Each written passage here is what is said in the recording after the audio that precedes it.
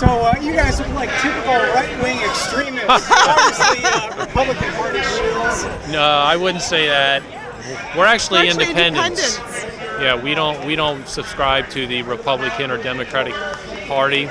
We think it's kind of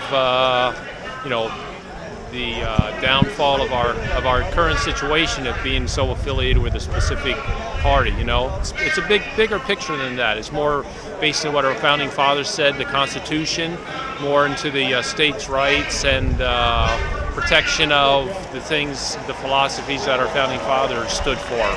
Our representatives not representing us and not listening to the electorate like they're supposed to, and we're dissatisfied with them not reading the bills and spending the money that we don't have, and just kind of saying, you know what, we are the few that can do whatever we want, and to hell with the population.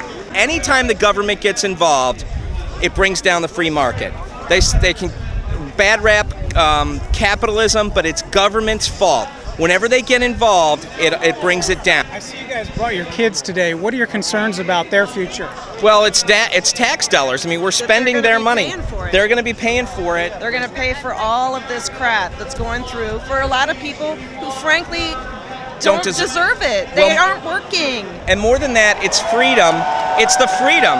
The government shouldn't be allowed to get into your business about your health care, about end-of-life counseling, about any of this stuff. I mean, read the bills, and if you read all the taxes they're going to impose, we're afraid for their freedom mostly.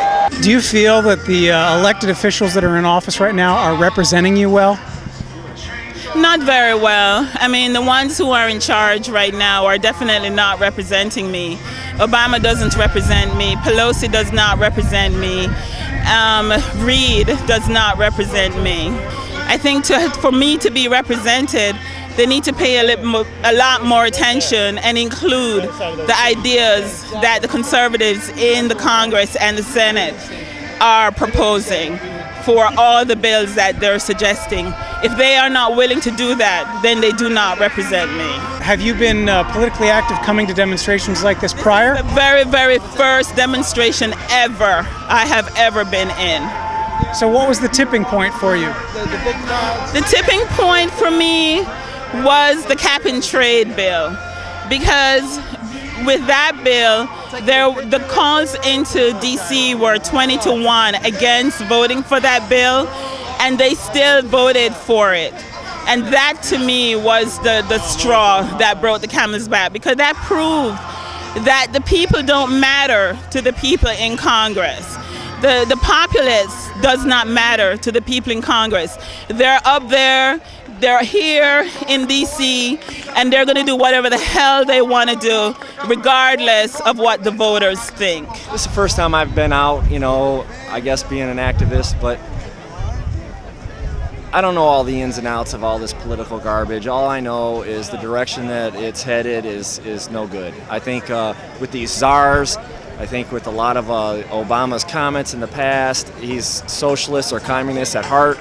I think that's his agenda. I think that's his motives. I think that's maybe his morals. That's where he's at. He just really pulled one over on the American people. It's time for the American people to get up out of their seats, off of their couches, out of their homes, out of their churches, and get out here and support America for who she is, and that's freedom.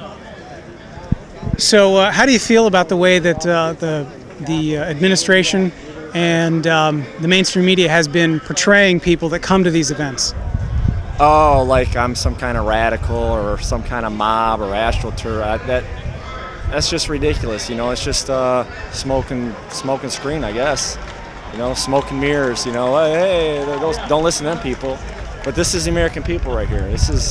No one's paying us to come out here. We don't have some kind of hidden agenda. We love our America. We love our Constitution. We want to see it protected. We love our freedom. If I see Obama's face again, my head's going to explode. He's on TV every single day. And I think it's like a drug. It's like crack. He is addicted to this praise and adulation. He's addicted to that. And then you have Pelosi and Reid pushing whatever they want right to the edge. They'll push whatever. I mean, the thing with Van Jones was ridiculous. I mean, that guy should have been thrown in jail. And then Acorn. You got Acorn going on. Where's Wolf Blitzer talking about Acorn? The mainstream media says the people with views like yours are racist because we have a black president. Yeah, I got a big birthmark. Yeah, that's the deal. Yeah, we're racist. Yeah, you know, it's ridiculous that if you say anything about that guy who's an idiot, and I'm a black guy and I can say that, he is an idiot.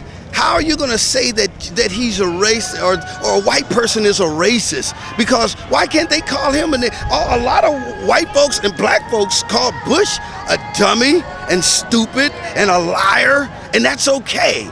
They put him all in the mud. And Palin, anybody on the right, they threw him in the mud.